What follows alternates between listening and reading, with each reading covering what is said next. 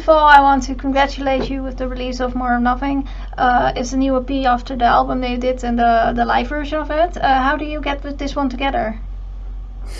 Well, we were just building on the good run that we were in after we kind of, we took a 6-year break a few years ago, and then decided to give it a new try as a 3-piece band. And then we wrote Born Demon, the album, which came out in 22.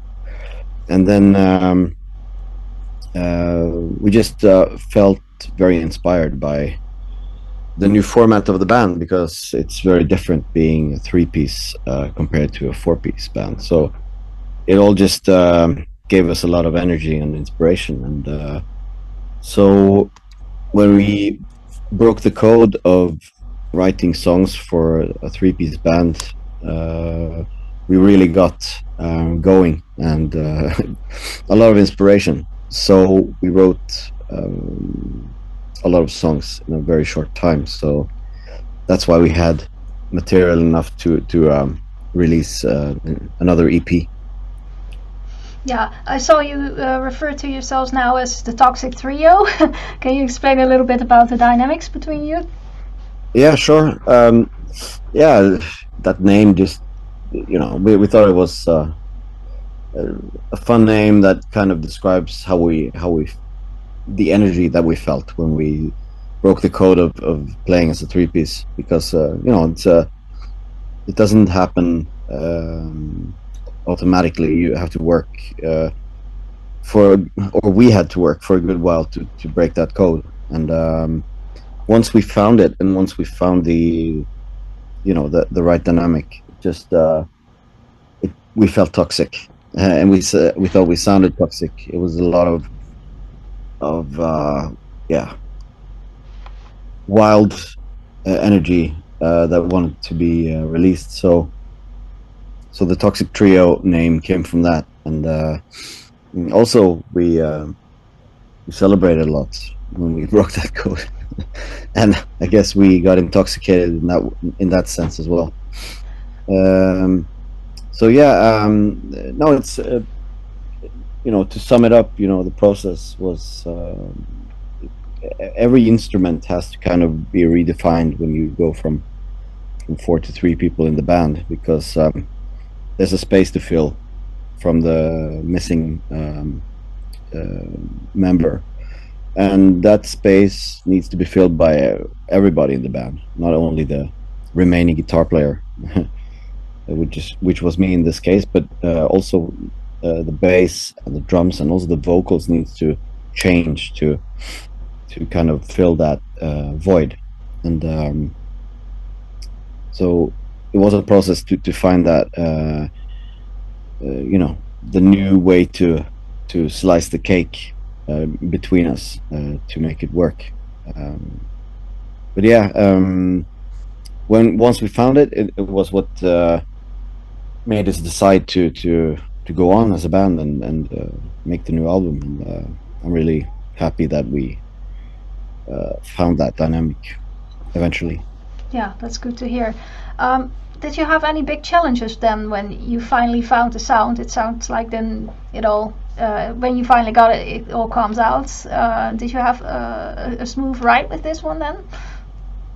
Yeah, it was, once we found it, it was like a walk in the park. It was just fun, because then all of a sudden the ideas and the songs just came out really quickly, one after another. And but I mean, the process to get there was quite tough. It really took a while to figure it out, and but not long enough to give up. We just pretty soon we felt that, okay, there's something here that we want to explore and build on. And once we broke the code, I mean, there was so many ideas, and it was like everything worked. Everything we tried made sense, and kind of fit to the new format, and which was great fun. Really felt like a like an explosion of creativity and energy. So yeah, it really inspired us. And you know, after that, when we wrote the songs and went the studio process as well, both for the album Born Demon and the More of Nothing EP was like great fun, because we really feel now that we have found our new identity as a trio. Yeah. All right, let's look a little bit at the tracks on the EP then. Let's start with the title track, More or Nothing. Can you explain to me where this one came from? Yeah, it kind of came from came a bit after the album songs was written, and I felt that this one was a bit different. You know, the vibe and the sound of it was possibly a bit more, I don't know, modern sounding than songs that are on Born Demon. So I thought it was like a new little side path there with that song, and you know, it's a pretty upbeat track for, you know, in you know, for a SAHG song, at least it is. And also the chorus, which is quite, I think of it as quite a poppy melodic chorus, which was like, can we do this? Can we actually be this poppy? You know, we had to give that a couple of rounds before we decided that, yeah, sure we can. And when we recorded it, we just figured out, yeah, of course, this is just great, and will be a very cool song to perform live. And I think it's the kind of song that really catches the crowd and you know, brings energy, you know, the circle of energy that you need as a band with your audience. I think this song really does that.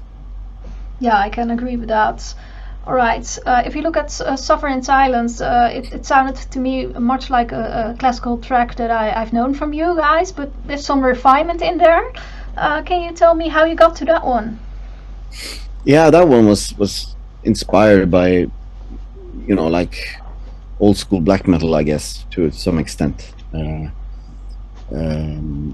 There's some parts in there that are really, like, you know, inspired by Immortal and the old school black metal genre. And apart from that, it just you know, it's a song about somebody who had a sinful life, who have done quite yeah, horrible things as a living human being, and then has been punished by death. And after his death, the punishment goes on, and the way that he's punished is that he's sent back to Earth, but not as a living human being, as an undead, and needs to be, you know, he has to live among living creatures, but you know, as a ghost or as an undead, which is a very feared creature for living people. So it's kind of a punishment in itself to return to the Earth, but not as a free human being, but rather as a punished undead creature. So it's a pretty dark story, and you know, the music just plays along with that. And it has, you know, it's the kind of song that falls into the kind of epic part of what we do. It's quite long, and it's quite, you know, has this long instrumental part in the middle, and yeah, it just tells a story, I think, in a very dark way.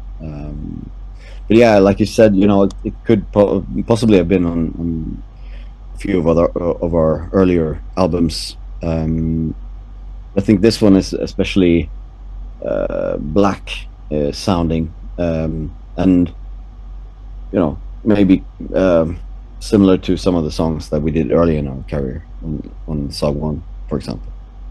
Yeah, I figured. Okay, Children of the Revolution. It's of course a very catchy track, and it sticks in mind easily, even when you put your own sauce over it. Why did you choose to do this song as a cover? Yeah, that was a result of just having, for once we had like extra time in the studio, which never happened before. I think we had some spare time, and the studio was booked, and we just wanted to use it to do something, create something, and then let's do some cover songs, and we just started playing around with ideas of which songs to play, and one of the criteria that we had was, okay, what's the heaviest riff? What's the heaviest riff we can think of? And I don't know who, but somebody in the band said, yeah, that T-Rex song, and do do do do do do, and like, yeah, what's that? And then just we searched it up and listened to it, and I mean, that riff is like, it weighs 100 tons, and just if you do it, like a metal band, unlike T-Rex, which is more of a, but it's even heavy when they do it. I mean, more of a glam rock band, but so we just thought, okay, how can we do this even heavier? We tried to tune it even lower and play it even slower, but we ended up playing it in the same tempo and the same tuning as the original, and because that's what sounds heaviest, and I'm really happy about it. It's I think we managed to take a classic track and just turn it into one of our own, and I'm proud of that. Yeah, it's really nice to have that in there. She's a Queen. I thought it was a bit like a dark ballad-ish kind of song. Very surprising, but with a little twist. How do you look at that track? Yeah, like you said, I mean, it's the first time that I can say out loud that we made a ballad, because it is a ballad to me. It is, the story is about, you could kind of call it a love story, but it's more of a love-hate story, because it's about somebody who love somebody, but they are so much alike, so little alike. They're very, very different. They are kind of poisonous to each other, so it's impossible for them to live together, and especially as a couple, as lovers, it's like it would never work. They're like poison to each other, and so it's kind of the kind of, the song is trying to describe the feeling where you really you're really affectionate to someone, but you can't be with that person because you're just so opposite to each other, and so that's the theme, and I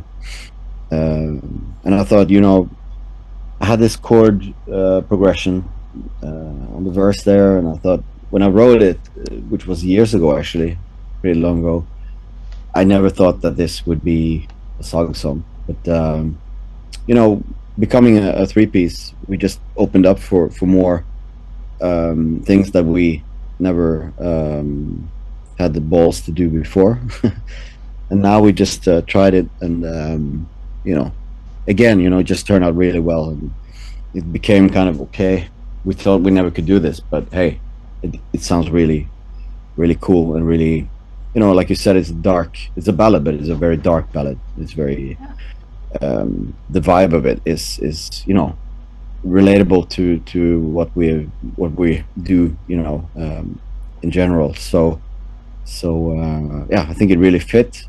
But again, this EP is a collection of songs that are really different to each other, and that's kind of the whole idea. It's an attempt to show the diversity of what SAHG can be, and She's a Queen is definitely one on the outskirts of what what we have done before, and like I said, we never done a ballad before, so we kind of expanded the limits of what we can do with that song. Yeah. How do you think the fans will respond to that? Yeah, they responded well so far. I haven't heard anything negative yet, but I guess there are some diehard metalheads out there that, that don't want the ballad, don't play the ballad. But again, we are very inspired by the old school, the classic hard rock and metal bands, and in the old days it's very common to have ballads every once in a while. So it's kind of a homage to that as well. This is our ballad, which we might not play live too often, but we will definitely give it a try in the coming couple of shows that we have booked for early next year. We will play it then, and then we'll see how the crowd responds. Yeah, I saw you had some shows coming up. Can you explain? And do you have plans for more than that? We do, yeah. It's tough these days to book shows. Yeah. So we, I have to admit it's a struggle. And right now we book our own shows. And with the price levels and everything, it's hard to travel abroad as well. Yeah. Hard to get that, covered financially. But yeah, we are really working to book more shows throughout 2025, festivals, and hopefully also a European tour. So that's the focus right now, to make that happen. All right, I keep my eyes on that. Anything else that you have in planning? What's next for you guys? No, it's we now we're kind of having a holiday break, but returning from that, we'll get back at it and keep exploring what the Toxic Trio is all about. I feel that we haven't really explored that through yet. There's a lot more to discover, and that's it's a fresh start, and still feels like a fresh start, and it'll be exciting to dive deeper into that and see what comes out of it, and hopefully there'll be some new music coming from us pretty soon. Yeah. All right, then I have only one last question, since it's a Christmas series. Do you have a Christmas wish or some wisdom that you want to share with the world? Some wisdom. Well, I'm not a Christian, as you might have guessed. Yeah, but that's why I ask wisdom. People up. But so Christmas to me is more like, we call it Jul in Norwegian, and the Vikings used to celebrate the winter solstice. Yeah. And if anything, I really appreciate the idea of getting together with family and friends and just take some time off and just relax and reflect on the past year, and maybe even plan or think about what the future might bring. All that is great. I think everybody needs that. It's a fine way to end the year, to just have those days off and just make a safe landing before you start over again. So I really appreciate that, spending time with friends and family, and also so I don't put too much into it, when it comes to religious or other things like that. I just appreciate the time with the ones that I care about, most of all. Yeah. All right. So I hope everyone out there also appreciates that, and that everybody will enjoy the holidays. Some very nice words Thank you so much for your time and explaining us about the Toxic Trio. So I wish you well. I hope I get to see you some way on tour again. And Absolutely. have a All nice Christmas holiday, even if you don't celebrate. Thank you. All right. All right. Bye. Bye bye.